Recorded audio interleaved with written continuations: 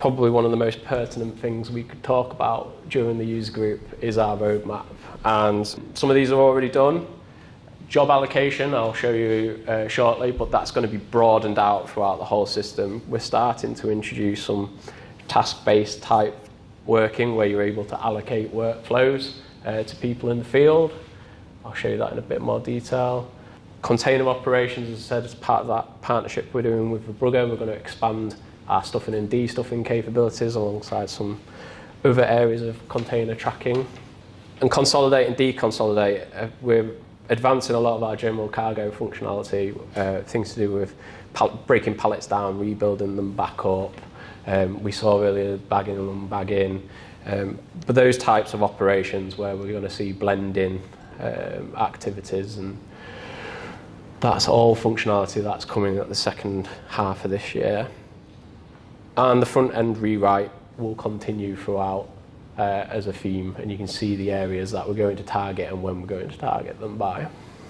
Berth planning, we've started, but you see it features, I believe, a bit later on as well. We want to keep, at the end, we want to expand planning functionality, planning of equipment.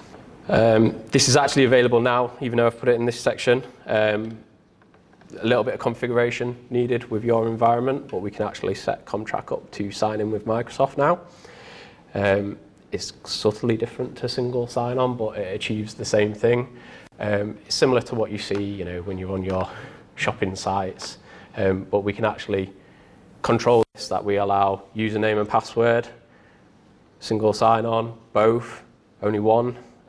We can disable login methods and force you down a certain route, and that's really part of tightening our security controls. If you want to enable two-factor authentication, you can do it through your Microsoft portal. So that is there. We need to work with you to implement this because we need to hook into your specific environment, but we can also do it with ourselves, and we can hook our users into your same environment as well, and we can sign in with our Microsoft accounts automatically, so you can track what we're doing as individuals if we're supporting you. So, job allocation. This is really about streamlining and doing back office planning of what activities are going to happen and when, and this will expand out through the system to multiple job types. I think we've done shunting operations, stuffing and de-stuffing of containers, but we see that expanding out into bagging, blending, those deconsolidation type activities. And what you can do is you can set the jobs up ahead of time and then allocate them to working locations. That will then be brought to the app. If you're in that working location, you're assigned to that working location, you can get a prioritized list of what things do I need to do next. So we're really trying to reduce the need for operational interactions when it could be driven by the system. You've set it up ahead of time, priorities have changed, you reorganize it, just what's my next job in the queue, I move on to that.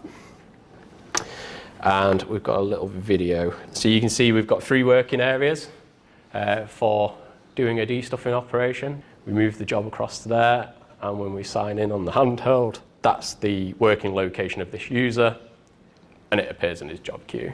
And you can see how that will expand out. You can have a list of 200 jobs, different areas, different types of users. We'll see different work that's relevant to them.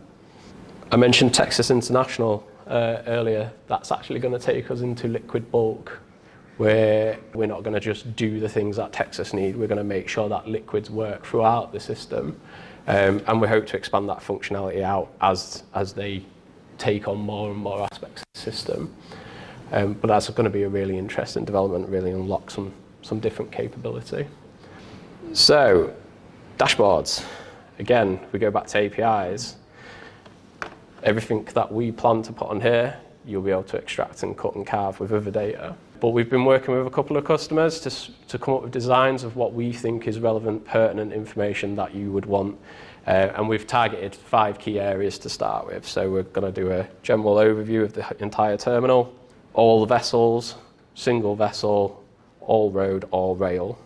The idea is we will effectively widgetize aspects of these, so you'll be able to configure eventually in the system, these are the ones that I want to display, and this is the position that I want to display them.